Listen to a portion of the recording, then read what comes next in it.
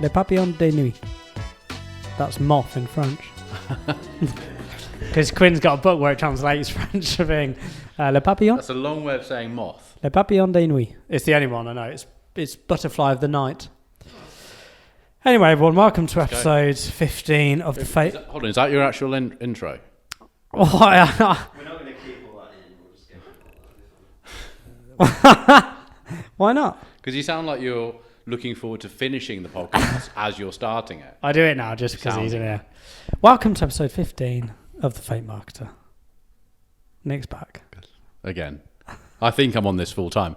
I actually think I should be introduced as just another co-host. Yeah, we are working on this. We're working on. I think my picture needs to be on the thumbnail. Although my picture's on the thumbnail. Although Jem was in last week. Who? Before? No, that's it. Who? The marketing manager for 1 Mill Street, where we are now. Oh, okay. Oh, she did a podcast. No, he. What's his name? Jem. Jem. Okay. Yeah. Jim or Jem? Jem. G-E-M. No, J-E-M. Sorry. J-E-M. J-E-A-M. Yeah. Oh, right. Jem. Okay. What's that short for? Jeremy. Okay. His mum called him Jem from when he was born. Okay, I get that now. Yeah. How are you doing? You right? Yeah, why was he on it instead of me? Well, the plan was always to get... you were away. Yeah. Oh, yeah. And also, the plan was to get once or twice a month, get actual marketing managers to come in and tell us tell us what's worked for them. Yeah. And you weren't here. Yeah. And because he works from here, it was just quite easy to get him on. What works for him? Social work retreat. Has it? And email. As in like doing awareness to everyone in the area sort of thing? Yeah. Yeah. But it's good. You should. It's live. It was live on Thursday, Nick. Maybe you should give it a little listen. Yeah, okay. He knew Drayton Bird. Did he? He was like... He was so excited. Oh, that's cool. He was proper excited, as in like, wow. Really good. Yeah, really good. That is good. As in like he's read his stuff and... Oh, he was as if we've met DB. He wasn't That's David Beckham, by the way. Yeah, sorry. Yeah. Yeah, or JB, who's James Blunt.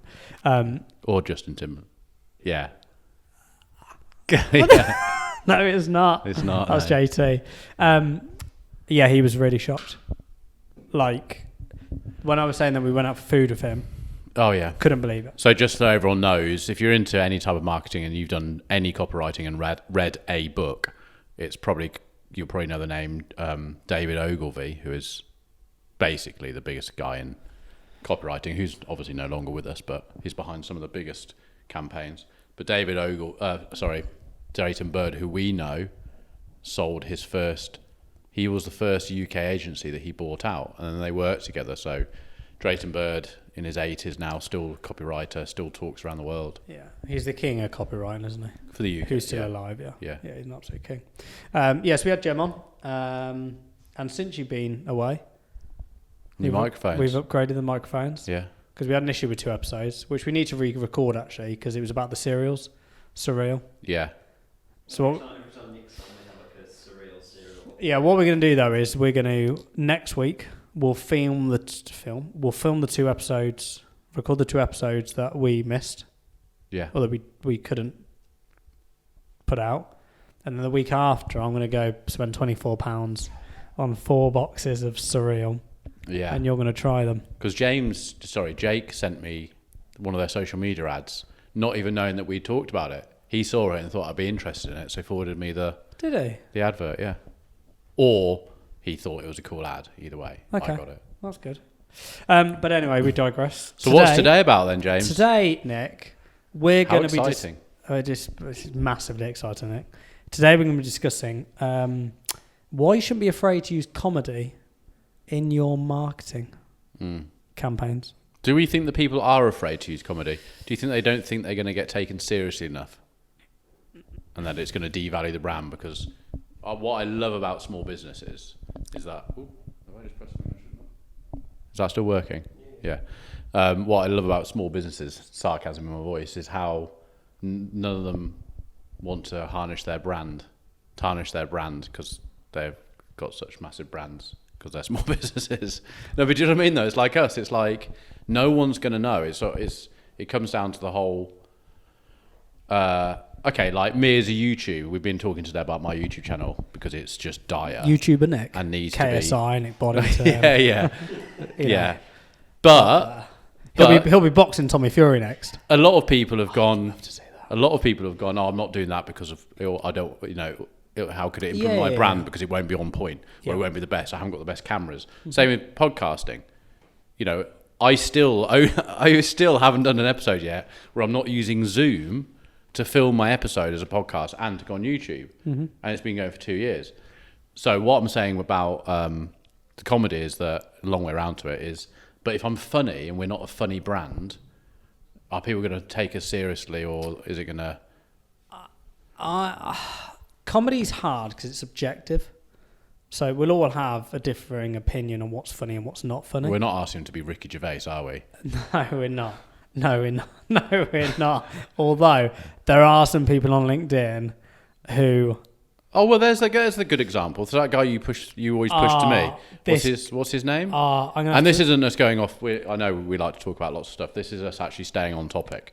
But there's this guy that, while James is looking, he sent it me about probably a year ago, and he's not doing any paid advertising. And this episode isn't. We're not talking about just paid advertising. We're talking about how you're going to push your forward as a personal brand or your company brand or whatever. This guy is a personal brand. He actually owns a events company specialising in events like yachting and stuff like that. He does all the hire a yacht for a day. He does all the F1 stuff. Let me just... bug. I see his name all the time. But no, continue. So he does all this, but he's grown massive on LinkedIn in a way, a bit like, kind of like Grant Cardone, and more people listening to this would have heard Grant Cardone. And he even admits it. He doesn't say I'm like Marmite because he's American, would never heard of Marmite. But you either love him or you hate him. And loads of people think he's a prat. Loads of people, and he used to say, didn't he? Basically, love me or hate me, you know me. And that's all he cared about, being known, whether you liked him or not.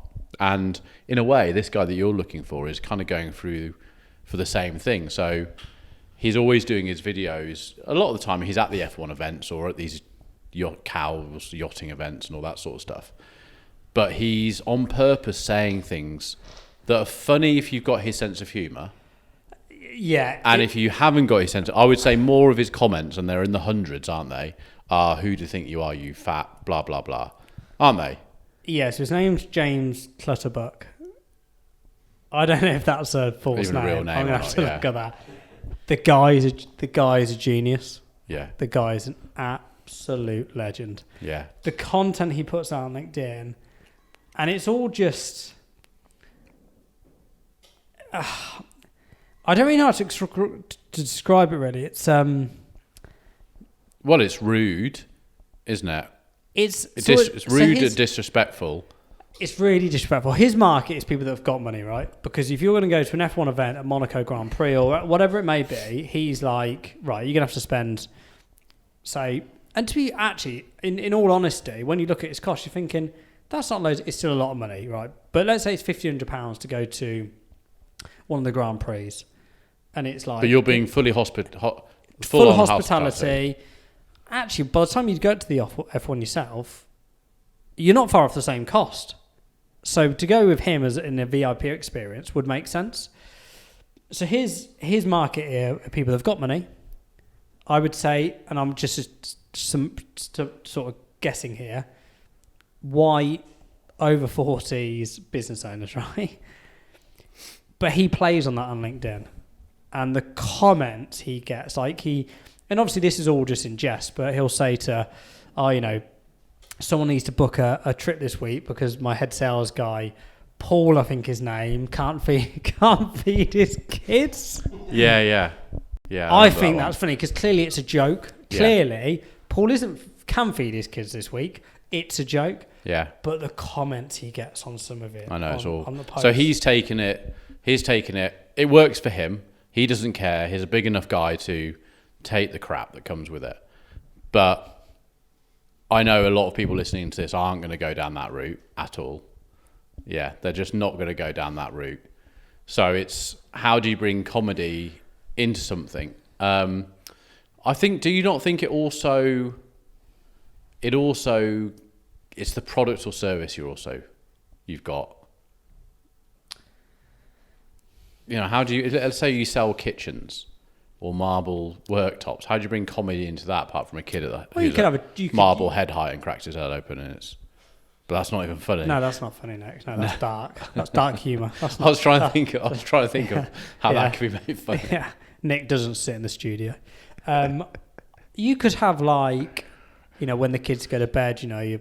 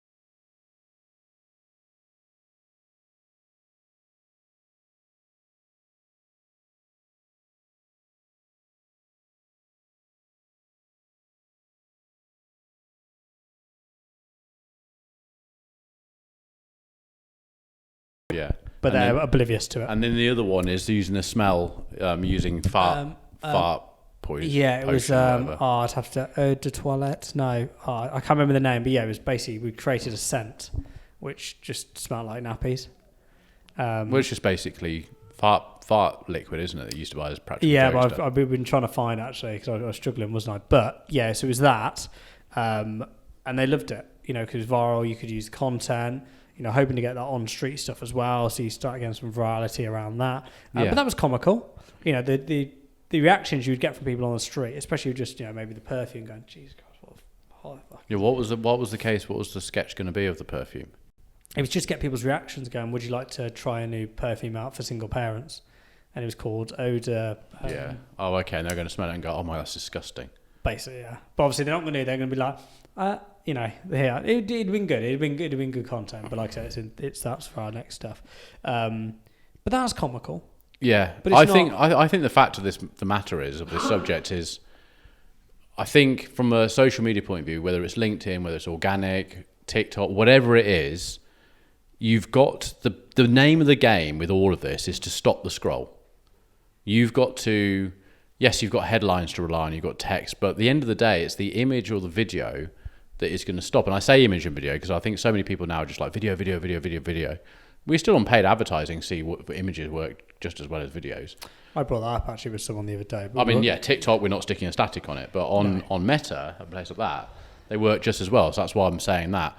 But you've got to stop that scroll. And that's the hardest part of it. It's, you know, I was even thinking today a bit of, for wind riders, there's a, you know, there as an idea, it's a seat cover that you put onto a motorbike. So when it's hot, and you've left your bike out in the sun and you live in the US or Australia or a hot day here or whatever, your bike's literally 149 degrees. And the picture is a split screen of the temperature gauge at 149 degrees on the top bike. And then the next one is the same temperature thing with the seat cover on. It's like 49 degrees. You could do a cross campaign between vasectomy and wind riders. Oh, yeah. Yeah, exactly. Yeah. But I was thinking today, okay, I've got an image of these two temperatures. How can I... And this wasn't even this. I didn't even know the topic of tonight. But it's like, how can I make that comical? So it's going to stop some from it. Have you just got, you know, if static's harder, you might have to use some wording and some emojis to make it. Even if it's emojis that are comical, it's just like, I don't know, a video could be someone getting on the bike and go, Jesus Christ, that's hot. Like, I don't know. But you're starting to bring something in there that stops someone from scrolling. I think something like that, though, you're meeting the objective, which is getting what the product does across. Yeah. I think when people, why a lot of people fail when it comes to comedy and marketing is that they forgot the objective. So what is the objective of this ad, this email, whatever, this piece of creative? Why am I doing that? Why am I creating this video? Now, if you don't know what the objective is, what's the point? Is it just to get views? You know, we've got some briefs at the moment that have come in for essentially just find out what creative works best for some smoke screen tests for some big charities. That's absolutely fine. We know what the objective is, which is it's not surveys, it's what the click-through rate is, which is brilliant. So we can go in and you could go, okay, well, we could put some comedy in here potentially because we know the objective isn't a conversion campaign. If you're trying to get someone over the line, if it's, let's say, Whim Riders, is that comical sketch or comical piece of content going to get a buyer buying that product? I don't have the answer to that. Yeah, but it doesn't necessarily need to be the buyer buying that product now. Now, so Wind Rider is slightly different because I have to try and create some kind of return on investment, a return on investment on each ad for a day or a week or whatever. Yeah. So even if an ad's failing, if the others are okay and I've got reason to believe that ad's going to work, it stays on. But essentially, it's quite a hard task, that particular account. If we use Berkeley Red, James there. Well, let me just finish my bit. Sorry. No, so I was just going on. But sorry. So you've got that bit, but when we think about 30%, there's only 3% of people in market for a service or a product. So, and those people, you can go, hey, buy this seat cover. It's great for your bike. It stops your seat getting hot and have 50% off today. But 30% don't know they've got a problem. So 30% are going to look at that ad of the heat seat and go, oh, right, is that a bike seat cover? Yeah, mine's, oh, okay. Click through to the website. Not buying now, but then they'll start seeing other ads and brings them into it. And that's where I think, can you use something? Shall I use my vasectomy one whilst we're on that subject? Yeah. So the vasectomy clinic have these 2 videos, and that's a guy. Have we spoken about this before on the podcast? I think so. Where he's got the van and all the kids are piling in. It's like 10 kids piled in, and then it comes up with, and we've edited it. You edited it, Michael, didn't you? Where it's got the kids popping up and going, tired of playing baby roulette, so get a vasectomy. But they're really funny ads, and they work so well that we've put in that every 3 months we're going to get another ad made. Yeah. Another creative made. But having a vasectomy isn't a funny subject. There's nothing funny about lying on a bed and having some guy go in and snipping you. That's not funny. The whole process up to it, and James, I know without bringing up your personal details, but I will. You've thought about it, and I'm getting. And I've had it myself. There's nothing to do with that whole journey that's funny. It hurts. It hurts. Your balls hurt for a bit, and you said it wasn't that bad. No, it wasn't that bad. Mine was worse. You won't even get cut, will you? They go in a different way. I have no idea. Mate. Yeah, so mine was cut. So I was bruised, but what I'm saying is, to get someone to pay attention, we've gone down the funny side of having too many kids is a nightmare on your life. So stop playing baby roulette. So in fact, actually, if we go back 20 minutes, that's not a funny business. It's not a funny product or service. Yeah, but when you think about getting your testes snipped, it's quite funny, isn't it? Yeah, there's a comedy angle to it. Yeah, there's absolutely. I'm finding it funny. I'm going to get mine done. I still find it funny. Yeah. I've got no interest in more kids. But that when you look at vasectomy, that video or those videos that you've done, that will stick in someone's mind. It'll be memorable. Yeah. So a bit like James here. If I was ever in market for a VIP trip to a Grand Prix of some description, who am I going to think about? Yeah. And the thing is, like, some people could go, oh yeah, but I bet they're very professional. I bet if you actually did a little bit of if you called them up tomorrow, just to test how actually do that. Based on this conversation, call them up tomorrow as if you were going to book it for our company to go to an F1 or some kind of event. Yeah, we're going to spend 20 grand, and let's see how professional the team is. Oh, bet they're because they're not skint, are they? They seem to be a successful company. Oh no, they're a natural out. Yeah, but that's what I'm saying. So his angle is just if he can get you and me as business owners, and he can get 300 of us as clients who are on and off on a yearly basis having events, own some decent companies, and they're there and he's at the Ventavel and they're, hey man, I love that. He's basically creating an environment of his clients who are also his mates, probably.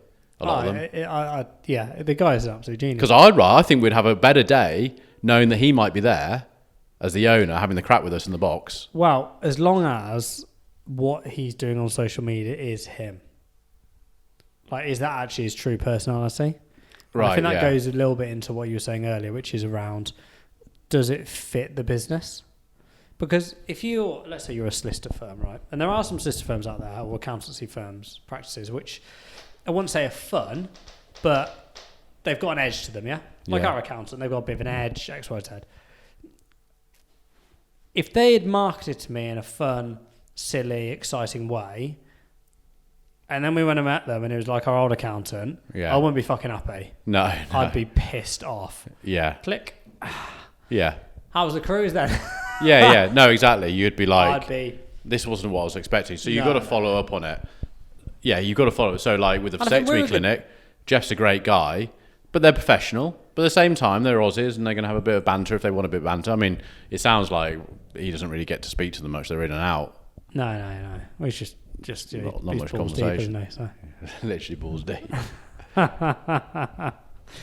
But yeah, that would annoy me. I put that into I put that copy into one of the ads. Did it work? Stop worrying about it. Stop procrastinating. Just go balls deep and get it done. Did it work? I think so. Yeah, well, they are working. I might plan that a bit more. Yeah, find out. On that particular one. Yeah. But no, I think it's got to be aligned with the business, 100%. Because if you're not a funny business, and you try to be funny, or you outsource it to it's sort of building a bit into your brand, isn't it? So you don't have to be comical in your adverts and have it go in there and everyone's like prattling around. There's clowns in the corner.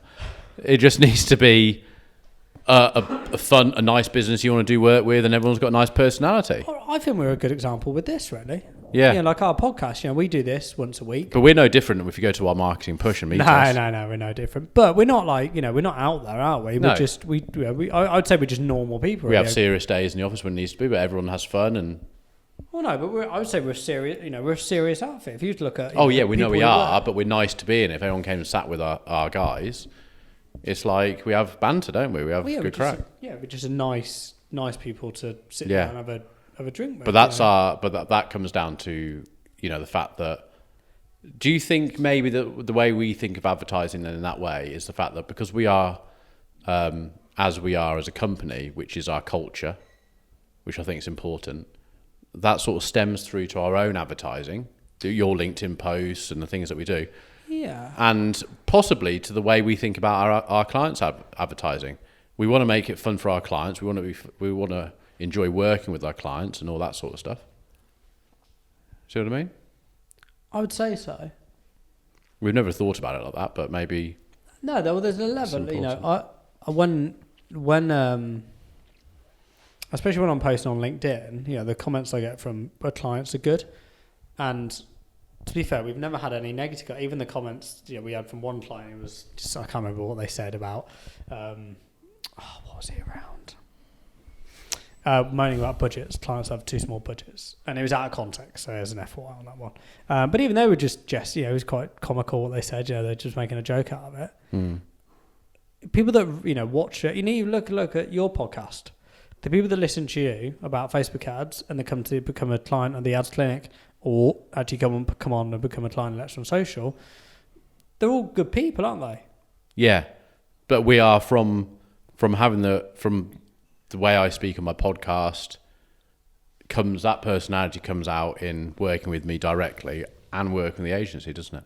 Yeah, because there's no different. Yeah. But I think comedy in general is hard. I think I don't think it's too much around the product or service. I think it's more around how the business interacts with its clients. The culture of the business. Yeah, the culture of the business, 100%. Because you could sell anything, like you said, kitchens. Like you could. I'm sure. I can't think of any ideas, any examples now. But you could think of some kitchen firms. I'm sure they've done comedy. I'm sure there's solicitor firms that have done comedy in the States. I know there's a big lawyer firm that do no win, no fee, and they advertise on things like Bad Friends podcast and do some comedy in there. Like you can do it, but it's got to be culturally, it's got to be a good fit. Yeah, I think that's what we've established, and it's good actually because I've not really thought of it like that. I think the culture of the company comes down into the type of advertising they're happy and prepared to do and are successful at doing. Yeah, and it does. Yeah, it's. And if you're a boring ass company as well, you're not going to have the thought pattern to think of something funny for advertising. No, but they could if they outsource it, and I think this is where a lot of brands and businesses make the mistake. You see, they'll outsource it, and they'll work with an amazing creative agency. They'll do X, Y, Z, but is it actually the business? I'm not saying don't outsource. Yeah, true. But if you're trying to be something you're not, it's bloody hard, isn't it? Yeah, so like an accountancy firm could do some tongue-in-cheek stuff, and then they get there and they're just like, "Oh, hello, how can I help you look at your books?" And they end up becoming an old accountant. Imagine like if they were to go down the comedy route, and you walked in, you would not be impressed. No, would you? One bit. Hard work. But no, I'd like to say I definitely don't think it's around the product or service. I just think culturally it has to fit. And a good litmus test is: would you put it in your mate's WhatsApp group? Or would you forward it to your mate on TikTok, like Nick and I do? Endlessly. 5 a day. Did you get my yesterday's one? I think I said you one yesterday. No, I haven't. There's some kid eating the hot sauce. I know. You sent me before, haven't you? No, but this is another one. Oh, a new one. Okay, cool. Yeah. Very funny. So what are we saying then? How are we going to summarise this? Comes down to if you're... But don't be afraid. No, don't be afraid. But I think it comes down to your culture. You've still got to be that sort of personality to look at what the agency produces do and go, do you think that's funny? Or I wouldn't have that. And I think that goes back to, I wouldn't use that. Oh, I couldn't use that. It's not right. It's not right. And that comes down, that's going to be a boring company to work with anyway, isn't it? Yeah. Yeah, like I said, I think culturally if it fits, don't worry too much about the product or service personally. It'll resonate with your audience if it's funny. Yeah. And actually make it memorable. Because the difference between being funny, like that James guy there, his stuff's funny, but I'll always remember that now. But it fits to our personality and others' personalities. Other people hate him. Oh, yeah. He's not got many likers. If you like Ricky Gervais, you might like him. It's that sort of thing, isn't it? Yeah, it's quite... Yeah. Okay. Right. Well, thanks for having me again. What episode is this? 15, Michael. Hopefully the audio is better today.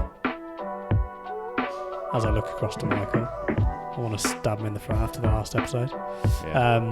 And we will see you on episode 16. Bye.